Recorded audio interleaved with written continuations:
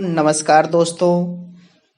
जैसा कि सभी को पता है कि आज पूरे भारतवर्ष की आंखें नम हो गई है, क्योंकि आज भारत ने एक अनमोल रत्न खो दिया है, जो भारत के स्वर कोकिला कहे जाने वाली लता मंगेशकर जी, दीदी जी अब हम लोगों को छोड़कर चले गए।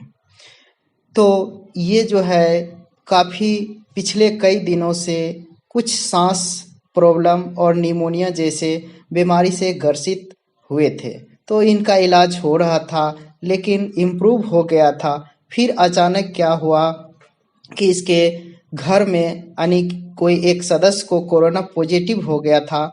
तो उसके बाद जब इनका भी रिपोर्ट जांच कराया गया तो ये भी पॉजिटिव हुआ, जिसको अच्छे स्वास्थ्य सुधार लाने के लिए इसे हॉस्पिटल में यानी ब्रीच केवे हॉस्पिटल में जो है इसको मुंबई के हॉस्पिटल में भर्ती कराया गया। ब्रीच कैंडी अस्पताल था मुंबई का, जहां भर्ती कराया गया था और अच्छे स्वास्थ्य के लिए इसे आईसीयू में भर्ती कराया गया था।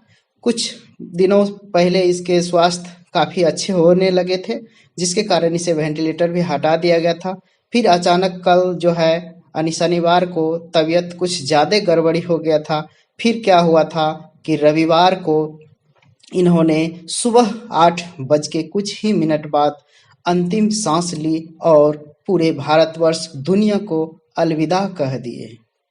तो ये थी लता मंगेशकर। लता मंगेशकर के बारे में डॉक्टर ने बताया कि इन्हें मल्टी ऑर्गन फेल्यूर के कारण जो है इसका निधन हो गया।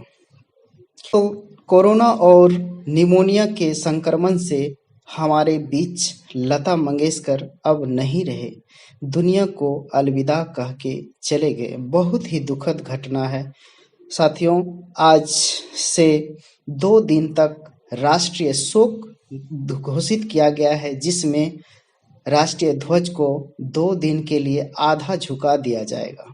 तो इस शांति संवेदना में आप लोग दीदी के साथ दें और पूरे देशवासियों आज पूरा शोकाकुल हो गए। अब अलविदा कह गए स्वर कोकिला के द्वारा अर्जित किए गए उपहार सम्मान पाए गए, तो उनके बारे में कुछ जो है चर्चा कर लेते हैं, ये उनको यादगार कर लेते हैं। पहला तो इनका एक बहुत ही फेवरेट देश के लिए गीत गाए थे, ए मेरे वतन के लोगों। तो आज उन्हीं के लिए यह आंखों में आंसू भर आया। तो चलिए, लता मंगेशकर जी का जन्म जो है दोस्तों 28 सितंबर 1929 को मध्य प्रदेश के इंदौर शहर में हुआ था और इनके पिता भी एक कला क्षेत्र में ख्याति प्राप्त थे। इनका पूरा घर के हर एक सदस्य किसी न किसी रूप में जो था कला में ही रुचि रखे थे। तो चलिए, और इनका जो था 92 वर्ष की लता जी ने 36 भाषाओं में लगभग 50,000 से ज्यादा गीत गाए। किसी भी गायक के लिए यह एक रिकॉर्ड है। आनी मानो तो संगीत के भगवान कहे जाने वाले लता मंगेशकर अब हम लोगों के बीच नहीं रहे। जैसे क्रिकेट के भगवान कहे जाने वाले थे सचिन तेंदुलकर, ठीक उसी प्रकार लता मंगेशकर ने इतने गीत गाए जो संगीत के भगवान कहे जाने वाले। तो इनकी जो थी रुचि 13 साल के ही उम्र में 1942 से गाना गाने में हुआ था और इनके द्वारा जो है कुछ महत्वपूर्ण पुरस्कार जो है अर्जित किए गए हैं वो बताते हैं। पद्म भूषण इनको 1969 में मिला था। उसके बाद दादा साहेब फाल्के पुरस्कार संगीत के सर्वश्रेष्ठ पुरस्कार है, जिसे 1989 में इन्हें दिया गया था। फिर पद्म विभूषण 1999 यानी 1999 में दिया गया था।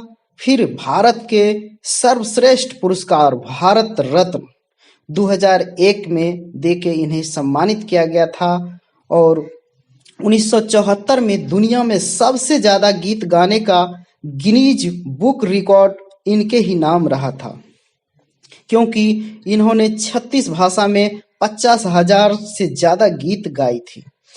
तो उसके बाद इन्हें फिल्म फेयर पुरस्कार मिला था 1958, 1962, 1965, 1969, 1993 और 1994 यानी फिल्म फेयर पुरस्कार इन्हें 6 बार दिया गया था। और इनका लास्ट दिन बीता है यानी अंतिम सांस बीता है, वो जगह था आपका मुंबई के ब्रीच कैंडी अस्पताल, महाराष्ट्र में। तो चलिए, मैं अंत में यही कहना चाहूंगा लता मंगेशकर जी से, आप तो चले गए लेकिन आप अपनी आवाज को एक कोई भारत की बिटिया में अपना आवाज को दे के जाती तो आपका और आवाज आगे दिन तक सदियों तक निराली रहती। बस इतना ही मैं लता मंगेशकर जी को भाव स्वर्ण पूर्वक जो है उन्हें नमस्कार करता हूँ और उनके आगे की जीवन सुख सुविधा शांति से जीने के लिए मैं कोटि कोटि प्रणाम करता हूँ।